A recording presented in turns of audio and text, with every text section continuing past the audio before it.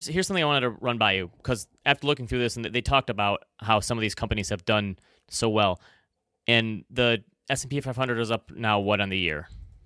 15% almost? 12%? What's that? The S&P 500 this year? Yeah. It's up double digits. Do you think you could make the argument that the stock market would be lower if we did not have a pandemic? Yes, I do. I actually think borrowing costs would be higher. The Fed wouldn't have stepped in. The government would have stepped in. We wouldn't have had this loss in demand and some of these other companies that did. But I think you could make the case that the stock market would almost definitely be lower than it is now without the pandemic, which is pretty hard to wrap your head around. I don't know why it would be lower, but it easily could be lower. Because would the S&P have gone up 15% in a year absent?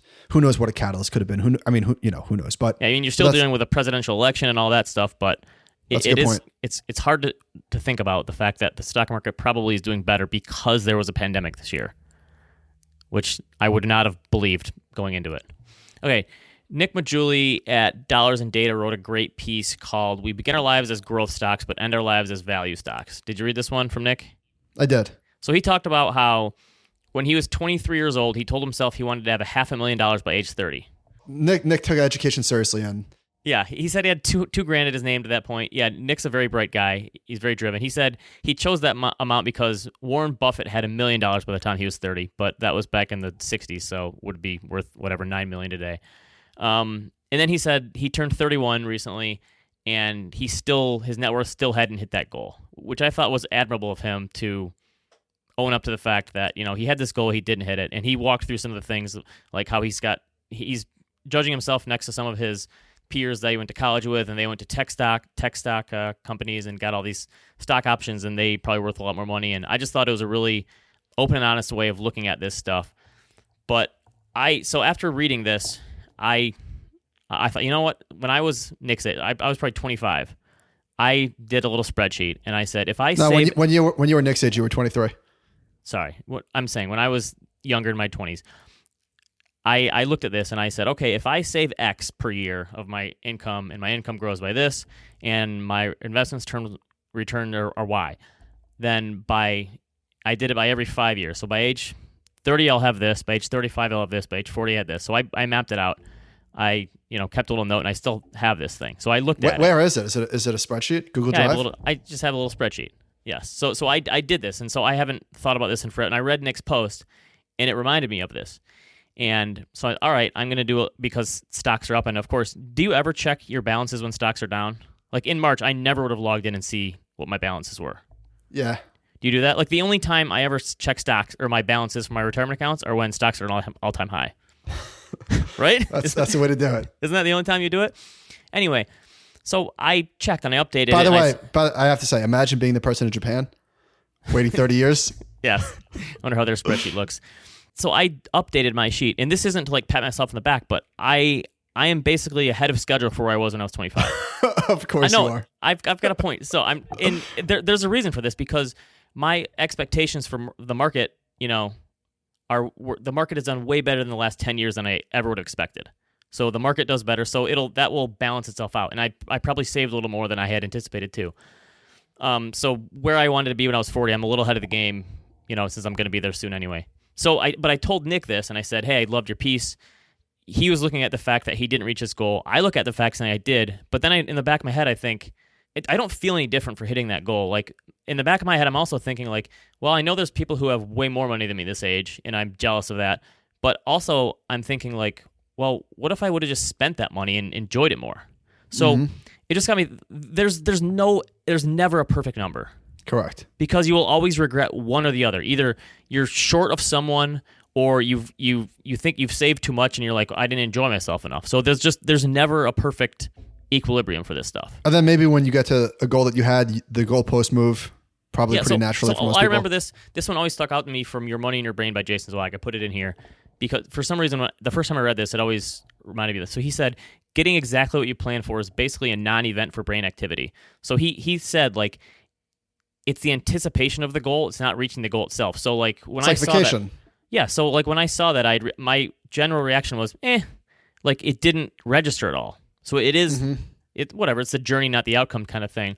But you need like this bigger hit to have any feeling from that. It just, I don't know, it got me thinking that there really is never going to be a perfect number, no matter where you are, how much money you have, or what your income is, or whatever. You're basically never going to be satisfied with it, right?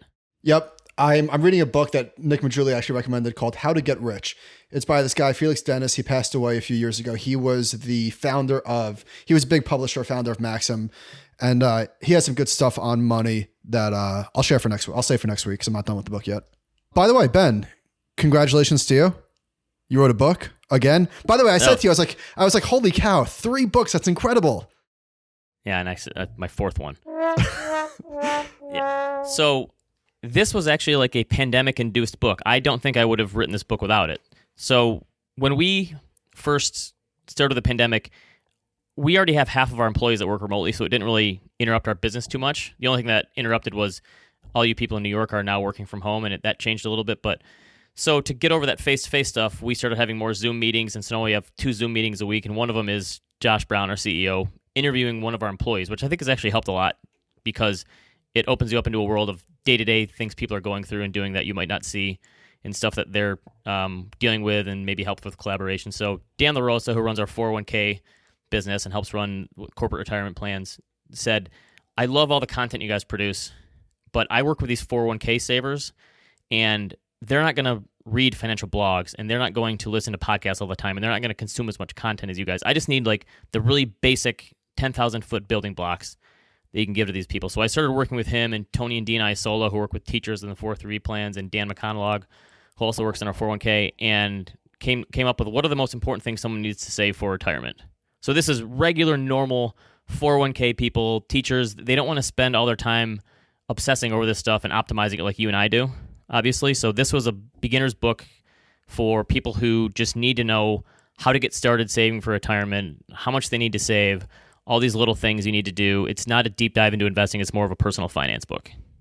And I read it and cannot recommend it highly enough to people that Ben just described. It's not for financial professionals, but for people that are just trying to learn the basics. This is a great starting point. Yeah, I look at it as this is the book that financial professionals should give to people in their life who are asking questions and need help getting started. And so that's kind of the idea. I wanted to write it for just normal, regular people. It's not fire people who've already got all this stuff figured out and are optimizing and saving 80% of their income. It's not for financial professionals. It's for regular people who just need a little help saving and getting their finances in order. So yeah, more of a personal finance book. I self-published it on Amazon, so you can find it there. I think Barnes & Noble too, I put it on, so any of those places. Sticking with this fire, did you read this post from Motivator? Yeah, I love that blog. I think that so it's actually 2 people that write it. They're both anonymous. I did not know that. Yes, and I think they're great writers, so I really like that blog. Agreed. Okay, so they wrote about what goes wrong when the fire dream dies, and they're basically, what can go wrong? So they set out a few bullet points that I thought were worth exploring. Boredom. Life is too quiet. Challenge disappears. Domestic tasks don't translate into self-worth. Leisure without measure is like eating junk food 24/7. Number 2, lack of social contact. Everyone's at work. There's a loss of comradeship. Isolation sets in. Number 3, status anxiety. It's too soon to be out of the action. There's a sense of being sidelined, no longer needed, being a disappointment to oneself, the community, and those judgy types who ask, and what do you do? Number 4, you're meant to be happy. But what if you're not happy after fire? If this is bliss, then I might as well be paid to be miserable. It seems to be the way the thinking goes. And then they finished with, I don't think falling into these existential tar pits is inevitable, but I'm definitely vulnerable. It's almost like you need a psychologist when you do the fire thing, right? Because you're dealing with all these different emotions and thoughts that someone has never really had to deal with. And I guess...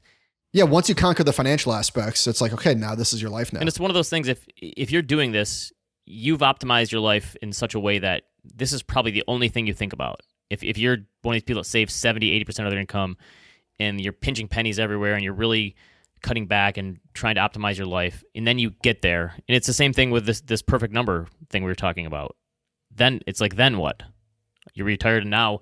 So there was another story, this Finimus blog someone shared, and he talked about... I don't know that one. I'd never heard of it either. So he talked about the fact that he retired early and finally hit retirement and his wife was still working. And he went through all of the problems with this because he was getting bored. And he said, I like this one, there were several sources of my malaise. Everyone else is at work, including my wife. My wife expects me not unreasonably to do all the domestic chores. They have a fairly conservative withdrawal rate, 1.5%, so they're not spending a ton of money. So in missed going to work. So yeah, there's a lot of stuff to deal with, and this is true for people if they're doing fire or any age. Like, you have to understand what you're going to do with your next step. I mean, I'm sure there's plenty of people who are happy relaxing and reading books all the time, but a lot of people, that's a huge leap to make, to just go from doing something to doing nothing. Yeah, I mean, it requires a certain type of person, to state the obvious, to be able to save money like this, and then B, to be able to actually unplug, turn off, whatever, remove yourself from the workplace. I think that's tough. But I think I know, for some people, it's the absolute dream. So, of course, to each their own.